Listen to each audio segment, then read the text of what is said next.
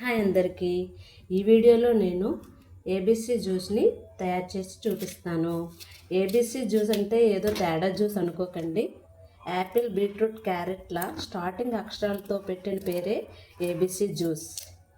ఈ జ్యూస్ చేయడానికి నేను ఇక్కడ ఫిలిప్స్ కంపెనీ యొక్క జ్యూసర్ని అయితే వాడుతున్నాను.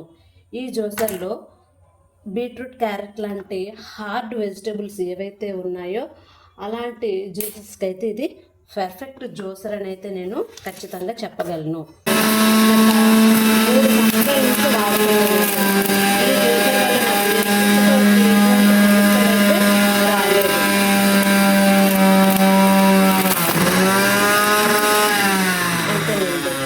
చాలా సింపుల్గా కట్ చేసినంత టైం కూడా పట్టలేదు జ్యూస్ చేసుకోవడానికి.